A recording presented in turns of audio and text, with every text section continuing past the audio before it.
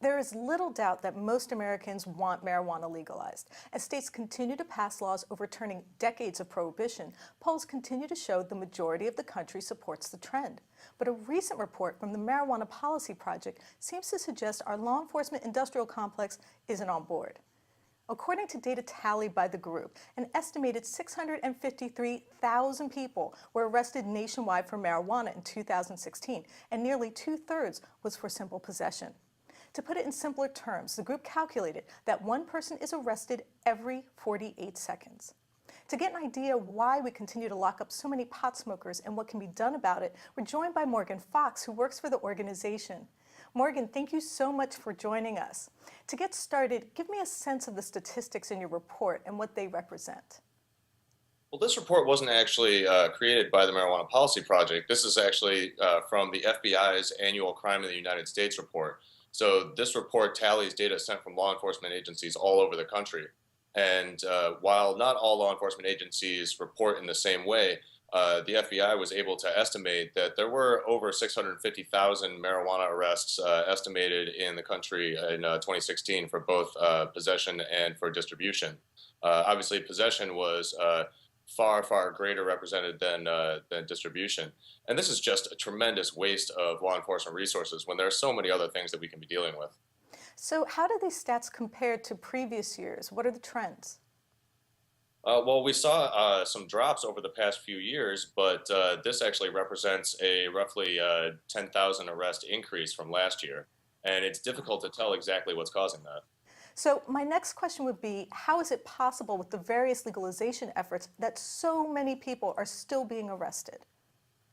Well, a study released earlier this year showed that adult marijuana use has increased slightly from last year. So that might be one explanation, that people are consuming marijuana more as the stigma starts to erode from around the substance, and that might not necessarily be entirely in legal states. Another possibility is that some of the states that have not made marijuana legal are ramping up their arrests for one reason or another, whether that be revenue gathering or asset forfeiture or simply political. Do you have any sense of how these arrests break down? For example, how many are for simple possession? Traditionally, it's been around 80 to 90% are for simple possession. With this year's report and the way that it was released, it's impossible to tell what the exact percentage is. It's interesting, though, that some studies have argued that access to pot decreases the use of other drugs. I read a story recently that said, for example, that in states which have legalized marijuana use, opioid painkillers use decreased. Do you think that's true? Well, the data has been showing it, particularly in states that have robust medical marijuana programs and where patients have access to be able to find alternatives to opiate medications. What we saw in the most recent national drug use statistics was that alcohol use had decreased slightly among adults while marijuana use had been increasing slightly. Now, it's impossible to determine whether there was a causal relationship there, but there's certainly a correlation, and it suggests that people are substituting marijuana for other more dangerous drugs.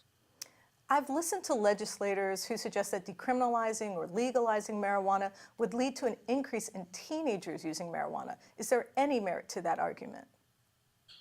But that's just not what we've seen so far.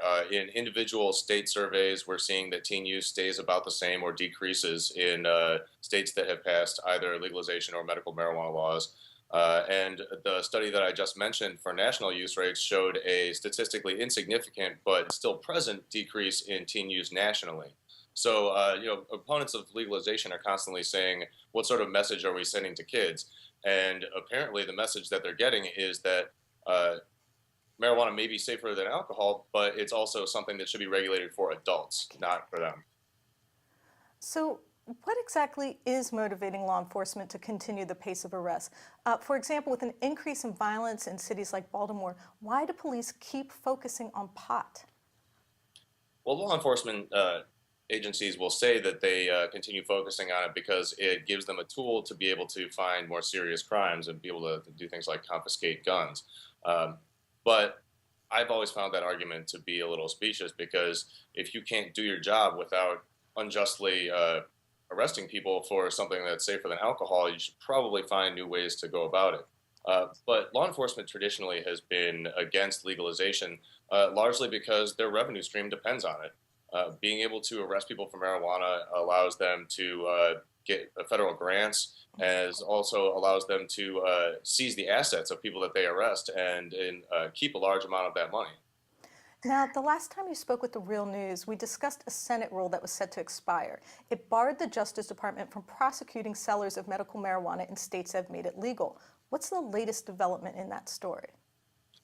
Well, in late September, that rule was passed by the Senate Budget Committee and then was ruled out of order by the House Rules Committee, which basically meant that in any final budget, a conference committee was going to have to determine whether to include those protections or not in whatever final version of the budget they send to the administration for signature.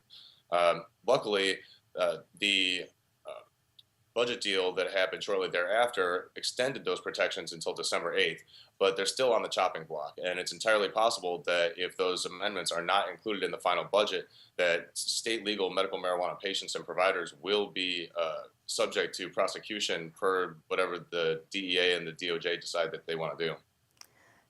So my final question would be, how much power does Attorney General Jeff Sessions have when it comes to arresting citizens for legal possession or legal distribution of marijuana? Well, as long as the protections are still in the budget, so until December 8th, the Department of Justice cannot use any resources to go after state legal medical marijuana patients or providers.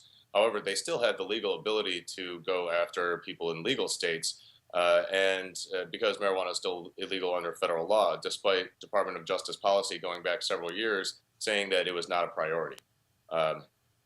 Politically, I think that there's really a lot less power than they have legally because of the popularity of making marijuana legal and the fact that the administration has said multiple times that this should be a states' rights issue. Morgan, thank you so much for joining us. Thanks for having me. I'm your host, Tia Graham, and thank you for joining The Real News.